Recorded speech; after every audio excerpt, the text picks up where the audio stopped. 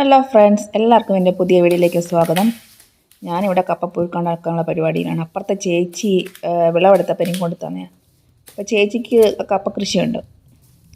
അപ്പം കപ്പ കണ്ടപ്പോൾ എനിക്ക് അന്നേരം പുഴുക്കുണ്ടാക്കാൻ തോന്നി. അപ്പോൾ ഞാനെല്ലാം എടുത്ത് വൃത്തിയാക്കി എടുക്കുകയാണ്. കപ്പപ്പുഴുക്ക് ഇഷ്ടമല്ലാത്ത മലയാളികളുണ്ട് അല്ലേ? മലയാളികൾക്ക് എന്ത് ബിരിയാണി ആയാലും മന്തി ആയാലും പൊറോട്ട ആയാലും ഇതിൻ്റെ മുന്നിൽ അതെല്ലാം മാറി നിൽക്കും. എനിക്കങ്ങനെയാണ് കേട്ടോ. അപ്പം എനിക്ക് തൈറോയിഡിൻ്റെ പ്രശ്നമുണ്ട്, എന്നാൽ തന്നെയും വല്ലപ്പോഴുമൊക്കെ ഞാൻ കഴിക്കും. ഇത് എല്ലാവർക്കും തന്നെ ഉണ്ടാക്കാൻ അറിയാം. പിന്നെ ഞാൻ വെറുതെ ഒന്ന് വീഡിയോ എടുത്തതേ ഉള്ളൂ. ഞാൻ ചെയ്യുന്നത് ഒന്ന് കാണിക്കാമല്ലോ എന്ന് കരുതി. അപ്പം ഞാൻ ഇത് എല്ലാം പൊളിച്ച് രണ്ടായിട്ട് പിളർന്ന് പാത്രത്തിലാക്കി എടുക്കുകയാണ്. ഇതിലെടുത്ത് ഞാൻ കഴുകിയെല്ലാം വൃത്തിയാക്കി. നല്ല മണ്ണുണ്ടായിരുന്നു. ഞങ്ങളിവിടെ ആലപ്പുഴ ജില്ലയായതുകൊണ്ട് ഇവിടെ വല്ലപ്പൂഴി മണ്ണാണ്, ശരിക്കും മണ്ണുണ്ട്. അതെല്ലാം കഴുകി വൃത്തിയാക്കിയിട്ട് ഞാനത് വേവിക്കാൻ വേണ്ടി വെക്കുകയാണ്. കപ്പയുണ്ടല്ലോ, കുക്കറിൽ വേവിക്കാൻ നോക്കല്ല്. കുക്കറിൽ വേവിച്ചാൽ അതിൻ്റെ ആ തനതായിട്ടുള്ള ടേസ്റ്റ് അങ്ങ് നഷ്ടപ്പെടും.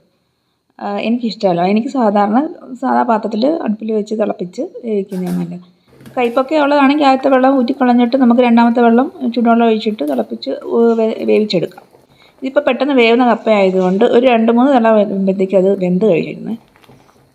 തിള വന്നപ്പോൾ ഞാൻ ഉപ്പ് ഇട്ട് കൊടുത്തു. ഇപ്പോൾ കപ്പ ഏകദേശം വെന്ത് വന്നിട്ടുണ്ട്. ഇനി തീ ഓഫ് ചെയ്തു. ഞാൻ ഇനി അത് ഊറ്റാൻ പോവുകയാണേ. അത് ഊറ്റി മാറ്റി വെക്കാം. ഇനി അടുത്ത് നമ്മുടെ ചമ്മന്തിയാണ്. എനിക്ക് കാന്താരി കിട്ടിയില്ല, അതുകൊണ്ട് ഉണ്ടമുളകാണ് ഞാൻ എടുത്തേക്കുന്നത്. ഉണ്ടമുളകും നല്ലതാണ്, ചീനിയോടെ കഴിക്കാൻ നല്ലതാണ് കേട്ടോ. ചെറിയ ഉള്ളി, അപ്പോൾ ഉണ്ടമുളകും ചെറിയ ഉള്ളിയും നമുക്ക് ചതച്ചെടുക്കാം. മിക്സിക്കകത്തും അതേപോലെ അരച്ചാൽ അതിൻ്റെയും ആ തനതായിട്ടുള്ള ടേസ്റ്റ് അങ്ങ് നഷ്ടപ്പെടും. നമ്മൾ ആ പഴമയുടെ ആ ടേസ്റ്റിൽ കഴിക്കണമെങ്കിൽ നമ്മൾ കല്ലിൽ തന്നെ അരച്ച് കല്ലിൽ തന്നെ ഇടിച്ച് ചതച്ച് അങ്ങനെ ഉണ്ടാക്കുന്നതിന് അതിനൊരു പ്രത്യേക ടേസ്റ്റ്. അതും പുകയടുപ്പിലൊക്കെ വെക്കുമ്പോൾ തന്നെ അത് വേറൊരു ടേസ്റ്റാണ്. എനിക്ക് വിറകടുപ്പ് ഇവിടെ ഉണ്ട്, എന്നാൽ തന്നെ എനിക്ക് കത്തിക്കാൻ ബുദ്ധിമുട്ട്. അലർജി പ്രശ്നം ഉള്ളതുകൊണ്ട് ശ്വാസം മുട്ടലുണ്ടാവും. അതുകൊണ്ട് ഞാനങ്ങനെ കത്തിക്കാറില്ല. വല്ലപ്പോഴെങ്ങാനും കുടിക്കാൻ വേണ്ടി വെള്ളം മാത്രം തിളപ്പിക്കും, അതേ ഉള്ളൂ. വേറെ പരിപാടിയൊന്നും ചെയ്യത്തില്ല. അപ്പം ഞാൻ മുളകെല്ലാം ചതച്ചെടുക്കുകയാണ്. കണ്ണി തെറിക്കാതെ സൂക്ഷിച്ചോണം. ഇങ്ങനെ ചതയ്ക്കുമ്പം മുളക് പൊട്ടി കണ്ണി തെറിക്കും. അപ്പോൾ ഒരു തവണയൊന്നും എൻ്റെ കണ്ണി തെറിച്ച്, അതാണ് ഞാൻ പറഞ്ഞ കേട്ടോ. അതിന് ശേഷം ഞാൻ കുറച്ച് പുളിയും കൂടി ഇടുന്നുണ്ട്, പിടിപുളി. ഇതും കൂടെ ചേർത്ത് ചതച്ചെടുക്കാം. മുളകും എല്ലാം ചതച്ച് കഴിഞ്ഞ് അത് കഴിഞ്ഞ് ഒരു സ്പൂൺ എടുത്തിട്ട് അത് കോരി മാറ്റുകയാണ് പാത്രത്തിലോട്ട്. നമ്മൾ കൈ വെച്ച് കോരാൻ നിന്ന് കഴിഞ്ഞാൽ പിന്നെ ഒരു ദിവസം മൊത്തം കൈ ഇരുന്ന് പോകും. അതുകൊണ്ട് സ്പൂൺ വെച്ച് കഴിവതും സ്പൂൺ കൊണ്ട് നമ്മൾ മുളക് ചതച്ചത് വാരിയെടുക്കാൻ നോക്കണം. പിന്നെ മാറ്റിയിട്ട് ഞാൻ കുറച്ചും കൂടി വെള്ളം ഒഴിച്ച് ഞാനതൊന്ന് കലക്കി എടുക്കുന്നുണ്ട്. ആ കല്ലൊന്ന് കഴുകിയെടുത്ത് ആ വെള്ളം കൂടി നമുക്ക് മുളകോട്ട് ചേർക്കാം.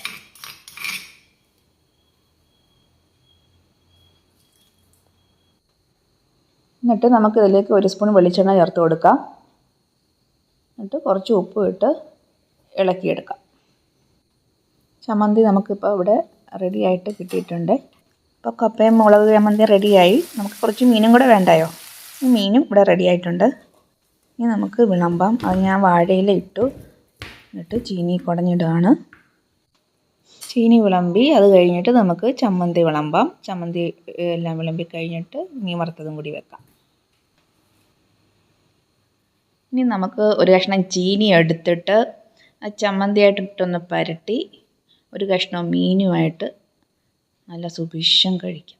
അടിപൊളിയായിട്ട് സൂപ്പർ സാധനം. ഇതിനെ വെല്ലാൻ വേറെ ഒരുത്തനും ഇല്ല എന്ന് പറയാം. നല്ല പുട്ടുപോലെ പൊടിഞ്ഞു വരുന്ന ചീനിയാണ്. അടിപൊളി. ഇതെല്ലാം കഴിഞ്ഞ് ഒന്ന് മത്ത പിടിച്ചപ്പം ഞാനൊരു കട്ടനുമായിട്ട് ഇവിടെ ഇരിക്കുകയാണ്. അപ്പോൾ വീഡിയോ ഇത്രയേ ഉള്ളൂ. എല്ലാവരും ലൈക്ക് ചെയ്യുക, ഷെയർ ചെയ്യുക, കമൻറ്റ് ചെയ്യുക, സബ്സ്ക്രൈബ് ചെയ്യുക. അപ്പോൾ ഞാൻ പോട്ടെ. Thank you. ബൈ.